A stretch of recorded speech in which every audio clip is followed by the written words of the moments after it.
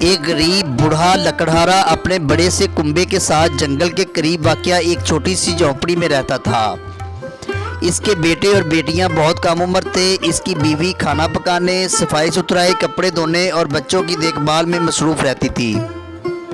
بوڑھا جنگل میں جا کر لکڑیاں کاٹ کر لاتا تھا اور اسے ایک گٹری میں باندھ کر اپنے گدھے پر لاتا اور قریبی گاؤں کے بازار میں جا کر بیچ دیتا، اور اسی طرح کنبے کا گزارا ہوتا تھا۔ ایک دن جب بوڑھا اپنے کام میں مصروف تھا تو اسے ایک گرجدار دہاڑ سنائی دی۔ اس نے اپنا کلہاڑا نیچے رکھا اور خاموشی سے سننے لگا۔ اچانک ایک بڑا سا شیر جھاڑیوں میں سے باہر آ نکلا۔ شیر نے بوڑھے سے کہا، مجھ سے مت ڈرو، میں تمہیں نقصان نہیں پہنچاؤں گا۔ تم بہت محنت سے کام کرتے ہو، تم بیٹھ کر تھوڑی دیر آرام کرو، تمہارا کام میں کر دوں گا۔ بوڑھا حیران تھا، اسے معلوم نہیں تھا کہ شیر باتیں کر سکتے ہیں، اور کیا بات ہے کہ شیر اسے مدد کرنے کی پیشکش کر رہا تھا۔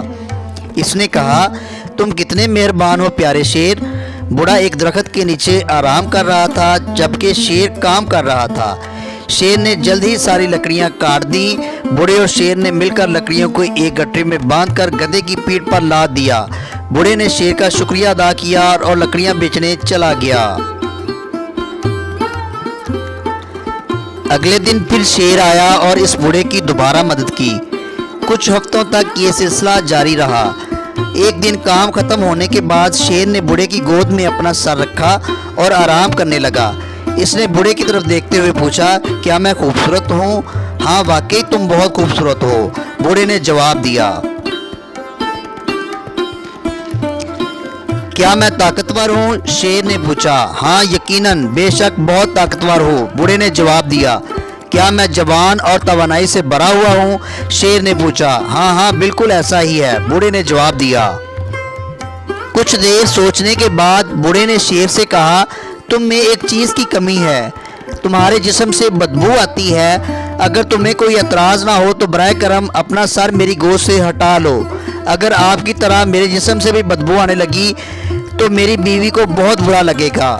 شیر اچھل کر اس کی گود سے اٹھا اور بوڑھے کو کلہاڑی دیتے ہوئے کہا، اسے میری پیٹھ پر مارو۔ بوڑھے نے کہا، میں تمہیں تکلیف نہیں پہنچا سکتا۔ شیر نے کہا، یہ میری خواہش ہے، اور یہ کہنے کے ساتھ ہی وہ دہاڑنے لگا۔ بوڑھے کی سمجھ میں کچھ نہیں آ رہا تھا کہ وہ اب کیا کرے۔ آخر اس نے کلہاڑی اٹھا کر شیر کی پیٹھ پر دے ماری۔ شیر کی پیٹھ پر گہرا زخم آ گیا اور خون نکلنے لگا۔ اس سے شیر کا جسم سرخ اور چپچپا ہو گیا۔ شیر جنگل میں واپس چلا گیا اور بوڑھا اپنی لکڑیاں بازار میں لے گیا۔ اگلے دن بوڑھا اپنے کام والی جگہ پر آیا۔ شیر آیا اور اسے دور سے دیکھتا رہا لیکن کوئی بات نہیں کی۔ بوڑھا خوفزدہ ہو گیا۔ وقت گزرتا گیا اور پھر ایک دن اچانک شیر جھاڑیوں کے پیچھے سے بوڑھے کی طرف بڑھا۔ اس نے بوڑھے سے کہا، میری پیٹھ کی طرف دیکھو، زخم کا کوئی نشان ہے؟ بوڑھے نے غور سے دیکھا لیکن اسے کہیں کلہاڑی سے لگنے والا زخم کا نشان نظر نہ آیا۔ یہ بالکل ٹھیک ہے، کوئی نشان نہیں ہے، بوڑھے نے کہا۔ ہاں، شیر نے جواب دیا، کلہاڑی کا زخم تو ٹھیک ہو گیا لیکن تمہارے سخت الفاظ کا زخم ابھی تک میرے دل پر موجود ہے، جو کبھی ٹھیک نہیں ہو سکتا۔